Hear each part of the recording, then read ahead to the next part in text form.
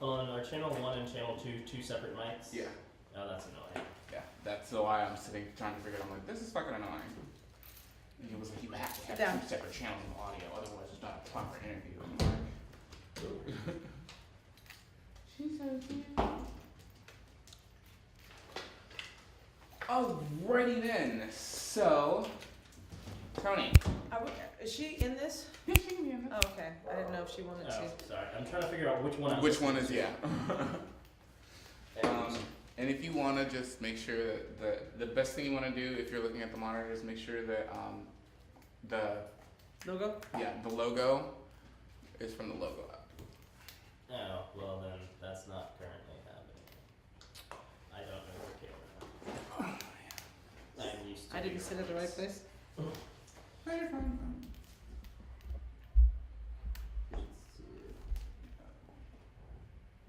She's too much ahead.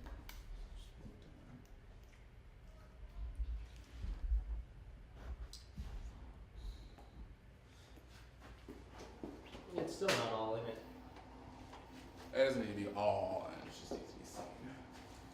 Seems right there. Children are to be seen, Not heard. No, the thing is that if I have the logo completely in, then half of my head gets chopped off. We don't want that. We don't want that. Not the good hair. Is it recording? Can you see? Is there a red light? Yes, it's recording. You're gonna edit all this, right? Yeah. Alright. Alright, so who are you? My name is Tony. Okay. What do you do? I am a dog trainer. You're Dog a- trainer, dog walker, extraordinaire. I'm not exactly sure what I do. I hang out with dogs all day is what I do. Hang out with dogs all day. Mm-hmm. Okay. What is Anytime Canine? Anytime Canine is a dog training, dog walking, and pet sitting service, and we supply exercise and training for all the dogs in the DC area. Okay. What method of teaching do you use? I myself use a positive reinforcement training, so I believe in anything that is positive for a dog, a positive experience. That can include treats, affection, toys, anything that can be a positive motivator instead of positive punishment, which is giving some type of punishment which is undesirable to the dog. Or sometimes a negative reinforcer, which is taking away something that the dog doesn't want. So pinch collars, that kind of deal. That's negative reinforcement. I don't use that. I use positive reinforcement. Okay. So now, specifically, what are the methods of negative reinforcement that you try to stay away from? Well, specifically choke chains, prong collars, shock collars, anything that gives a negative association with whatever it is that is making the dog get excited. So for instance, if I have a dog that's becoming reactive on leash, every time he sees another dog, he wants to either see that dog and approach that dog, and that anxiety is turning into aggression because he cannot fulfill that behavior. I wouldn't use a prong collar to snap the dog out of it, because what that does is associates pain with whatever the dog is seeing. So if my dog sees another dog and immediately experiences pain, then that dog is associated with pain, and I don't think that's the right way to go. I think the best thing to do is to make a positive influence on the dog, a positive association with whatever it is that they're attracted to, and then that will last for the rest of the dog's life. Okay. She's having fun down there. She's having a blast. What is your favorite breed of dog? I've had a lot of people ask me that. I don't have a favorite breed of dog. I have a favorite group. I'm What's a your big favorite group? fan of the sporting group. I think sporting group and working groups are my two favorite dogs. Which actually they have a lot of characteristics that are polar opposites. Sporting groups love to please you. They're very distractible, but they love to please and they want to make sure that their owner is happy. Working dogs are less distractible. They tend to be less distractible, but they are very strong-willed. So they've been bred to work independently of humans, and so they don't please you as quickly as maybe a sporting group. But I love both of those dogs. Alright. Here, let's take this. Let's see if we can convince you that this is not as exciting. Drop it. Good job. Okay. We're gonna take that out of the picture. I know you want to see it, but nope, that's not yours anymore. Thank you. And sit. does CEO mean? Canine of extraordinary obedience. What is a canine of extraordinary obedience? Are you a canine of extraordinary obedience? Say, I am a canine. No, I use it a canine of extraordinary obedience in training, right? Training.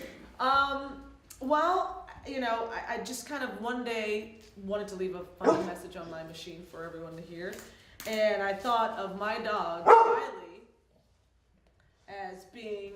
Uh-oh, we need to grab him. Okay. I thought of my dog Riley as being a really smart dog. He, of course, is trained. You can't have you can't be a trainer and not have a well-trained. Well, you can, but I prefer not to be a trainer without a well-trained dog. And I just thought he was a really well, extraordinarily trained and extraordinarily obedient dog, and it just kind of stuck. So now he is the CEO of the company.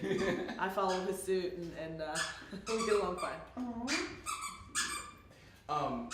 Just real quick, if it gets in there, don't be afraid to move it, because when that happens, I can just intercredit the shots of her playing. Yeah. So. What? Can? No. The dog needs to be in there. I'm just talking No, about I was afraid because Should I have her you back over here actually again? wrap it around there at all. I was worried. Yeah, I that thought she was the gonna mic flip is it going off, to yeah. just fall straight Yeah. down. No, it's not. Come here, Mama. Are you good? It's only a $400 microphone. Oh, what? It's American a dogs? Sennheiser, right? Come here, Lovey. Exactly. It's only. Can. Okay. Oh, I guess I could have just read the bag. And that would have been If you could impart one piece of wisdom to all first-time pet parents, what would it be? Structure. Structure. Why structure? Because a lot of times people will get a new dog and they're so overwhelmed and excited and emotional about the dog that they don't provide enough structure for the dog. And dogs need structure in order to realize their place in the hierarchy.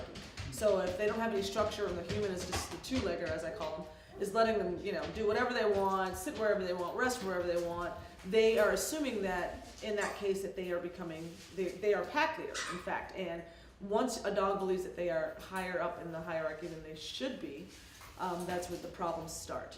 So structure, I think, is the most important thing. Okay. Now, if you could talk to a dog and impart one piece of wisdom to that dog who's getting their first human, what would it be? Patience. Patience. Why patience? Because I don't really train dogs. I feel like I train humans. And humans so often contradict what they ask for. I mean, our body language says one thing while our words say something else. The tone of our voice says one thing while our body language is saying something different. So, in doggy world, everything is very, very specific. When you move your body this way, this is what you're saying. When you use this kind of vocalization, this is what you're saying. Humans are a lot less consistent. So, I would tell a dog, just be patient as your human works through what's going to work best for you. Okay, cool. How big are you on nutrition? I'm a big fan, of course, of nutrition because I think everything comes into play. I know. Is it done? Is it done? That toy is done. Yes. I might need to get that from her. Can. Is it done, honey? I think maybe that was her first squeaky toy ever. As long as she doesn't eat the stuffing, we're good. But nutrition is a huge thing, mainly because, a well-rounded dog needs to be a healthy dog. So part of being a healthy dog is getting enough exercise, getting the proper nutrition, getting basic obedience training or behavior modification if you have a dog with some issues. So nutrition is a very, very important part of a dog's whole overall being. What would you consider good nutrition? It depends. I've had clients who believe that the raw diet is the only way to go. It does have its benefits, definitely. One of the major things that I find people love about the raw diet is that the poo is a lot less and a lot smaller. However, it is a lot of work. So that doesn't work for everyone. A lot of dogs have allergic reactions to a lot of different types of food.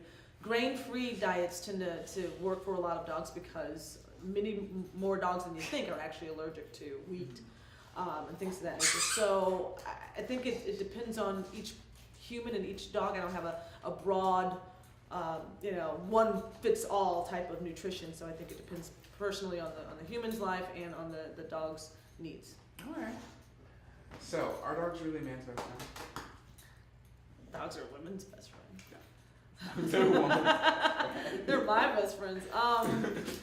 Okay, hang on. Let's stop this. Wait, I need to move. I need to get She this. is She's so gonna. She's funny. gonna. Can I get up? Yeah, you can get out. Okay, I gotta. This is. She is. Okay, Mom. I don't want her to ingest any of this. I know, baby. Where'd that? Okay, there's the squeaky. That's what I was looking for. I was like, where's the squeaky? Okay. I think that's scary. Oh, she's like, but I want it. I know, Mama. Stop. She's just like, but that was mine. Okay.